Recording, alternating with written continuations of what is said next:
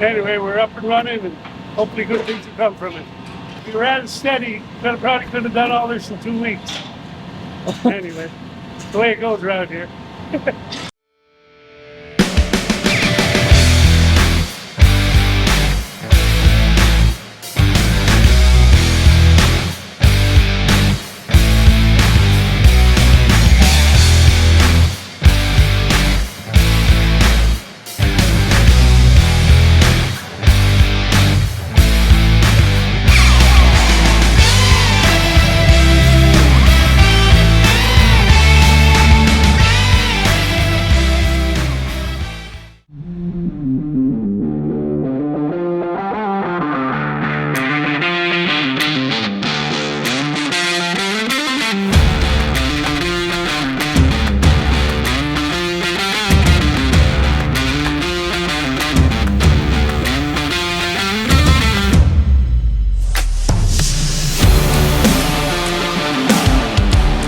So I'm Dwight at Bulldog.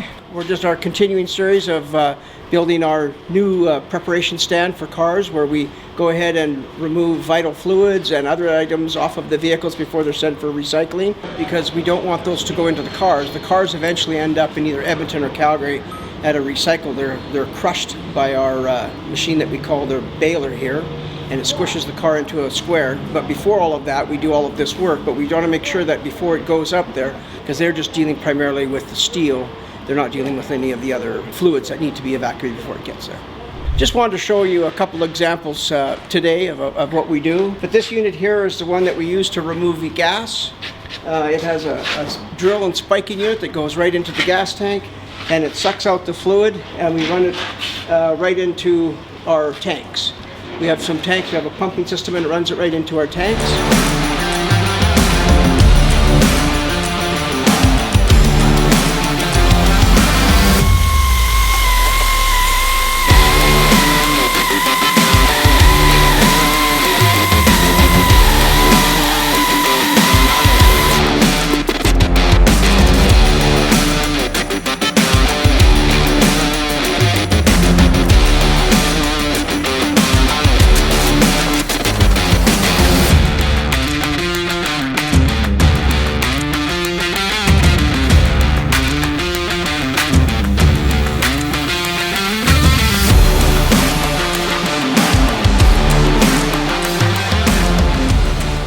On some cases, the gas that we remove from vehicles is really good. Some of the vehicles that come in are actually pretty new. So what we do is, rather than pumping it into a tank for disposal, we actually pump it into this unit here called the gas buggy, and it pulls the gas in, it filters it twice, and then stores the gas. And then when we get enough of it that we have, we can actually pump it into our company trucks and make use of the fuel, rather than sending it off for recycling when we don't really need to, when it's good gas. So how do you know if it's good gas? When it comes out of the vehicle, there's a sight glass, and also one of our technicians here, Jacob, knows exactly when the vehicle is good or when it's bad. He has a very good idea of when the gas is good. And if it is, we can see it both when it comes out in 2 stages to make sure that it's good or bad type of thing. Good gas will look like normal gas, but other gas will be tinted and tinged, and of course all the way down to completely dirty. This particular unit is almost identical, but a little bit different. This one we drill into the oil pans, and we remove the oil, we suck it out, and it's removed into tanks. When the storage tanks fill up, we call individuals, and they come and take the gas and oil and other vital fluids for recycling.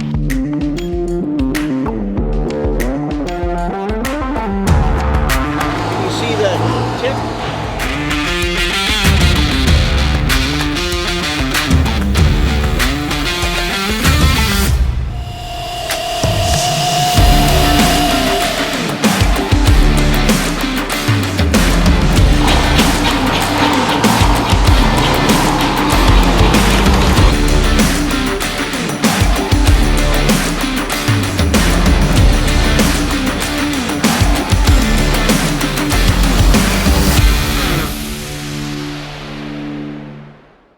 So this is an example of where we store and recapture our fluids that we're evacuating from vehicles. This happens to be the oil And the one here is the gas area that we recycle or remove the gas and the oil and store it here.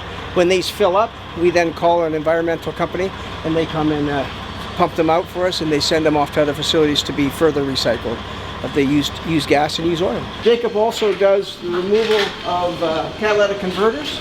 He cuts them off.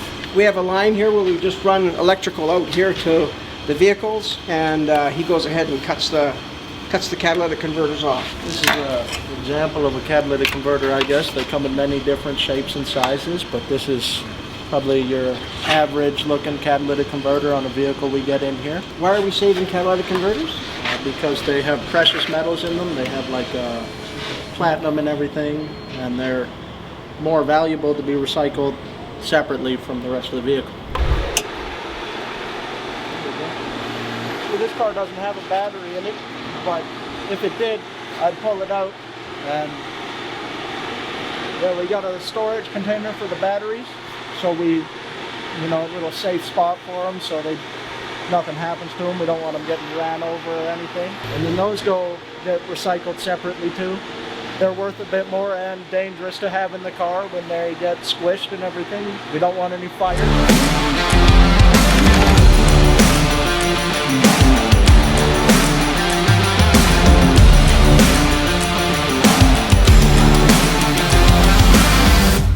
How long has this taken, this station?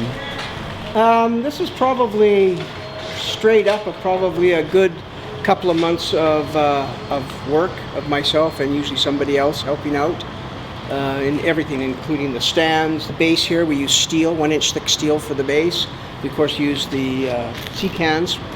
We built off of those, and we built a back wall up, and we built a roof and everything. So we did all of that largely, except for the sea cans, so to speak. We did all that with recycled materials. Everything here has been recycled. We didn't buy hardly anything brand new at all. So we made use of all of that material and to build this whole complete facility. How do you feel having it all ready to go and done? It feels good. It feels good that we can do this more faster, more efficiently. Generally speaking, we don't have to handle buckets of fluids or anything like that. We now have it all simply pumping out, so it's all environmentally safe. There's no spillage of anything other than maybe a teeny bit here and there, but nothing substantial at all.